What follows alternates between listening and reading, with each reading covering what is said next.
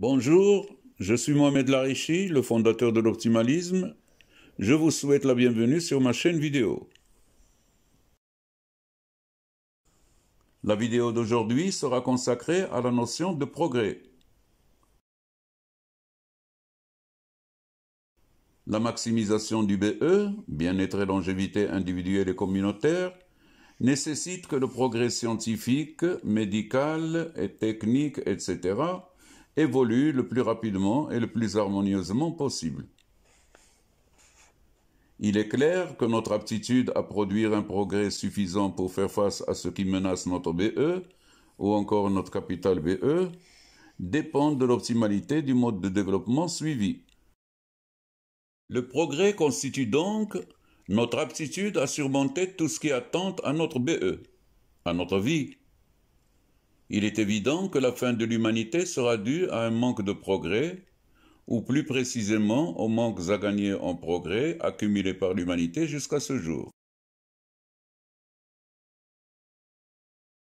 Dans ce schéma sont représentées arbitrairement la courbe C de l'évolution du progrès de l'humanité et la suite chronologique des menaces hypothétiques M1, M2, M3, etc. qui jalonnent son avenir, tels que les pandémies, les séismes, les tsunamis, les accidents nucléaires, les astéroïdes et bien d'autres.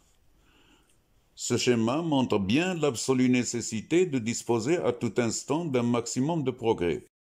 On y comprend mieux que plus le niveau du progrès de l'humanité sera élevé, plus de menaces elle aura la possibilité de surmonter et plus longtemps elle vivra. Comme on le voit sur le schéma, il ne fallait qu'un petit progrès supplémentaire pour surmonter la menace M13 qui marque la fin de l'humanité. Pour espérer surmonter une menace qui se produira aux alentours d'un temps T à venir, l'effort à faire pour accroître le progrès sera moins important s'il intervient beaucoup plus tôt. C'est le cas de la courbe A. Par contre, il sera beaucoup plus dur si nous tardons à le faire. C'est le cas de la courbe B. Moralité, la seule manière de mieux faire face aux menaces contre le BE est de fournir un effort continu et soutenu en matière de progrès.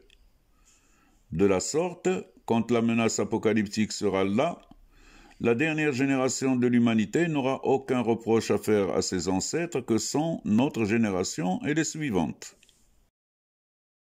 Par analogie, on peut représenter arbitrairement dans un graphe similaire la suite chronologique des menaces apocalyptiques petit m1, petit m2, petit m3, etc. qui jalonnent la vie de l'individu, tels que les maladies, les accidents, les catastrophes naturelles, etc.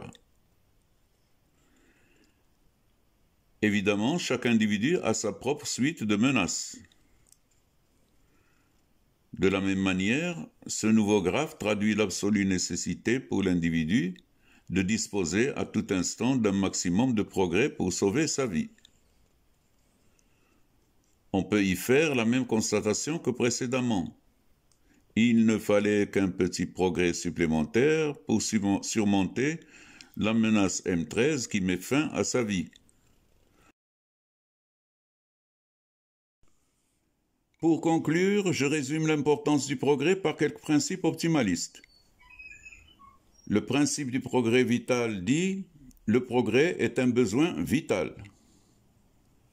Le principe du progrès maximal dit « le rythme d'évolution du progrès doit être maximal, le BE de l'humanité en dépend ». Le corollaire du principe du progrès vital dit « c'est toujours par manque de progrès que l'homme meurt et que l'humanité s'éteindra ». Et enfin, le deuxième principe général de l'extinction précoce de l'humanité dit « tout phénomène, tout individu ou tout groupe d'individus qui va à l'encontre du principe du progrès max est un agent d'extinction précoce de l'humanité et un agent de mort précoce de tout homme actuel et de tout homme futur. » En se basant sur les notions de progrès et de manque à gagner en progrès, l'optimalisme a mis au point 5 concepts optimalistes. Le concept de l'amplification exponentielle du manque à gagner en progrès, qui révèle le caractère exponentiel de l'évolution dans le temps du manque à gagner en progrès. Le concept de l'érosion du capital BE, qui met en évidence l'amplification exponentielle de l'atteinte à la vie de l'homme et à la survie de l'humanité, engendrée par le manque à gagner en progrès. Le concept de la seconde compte, qui démontre l'absolue nécessité d'une gestion optimale du temps. Le concept de l'homme supplémentaire compte, qui démontre l'absolue nécessité d'une gestion optimale des ressources humaines. Et enfin, le concept de la recherche maximale, qui démontre l'absolue nécessité de maximiser la recherche, car la vie de l'homme et la survie de l'humanité en dépendent. Ma prochaine vidéo sera consacrée au premier de ces 5 concepts, l'amplification exponentielle du manque à gagner en progrès. Alors à bientôt et n'oubliez pas de consulter mon site www.optimalisme.eu. Vive l'humanité, vive l'optimalisme!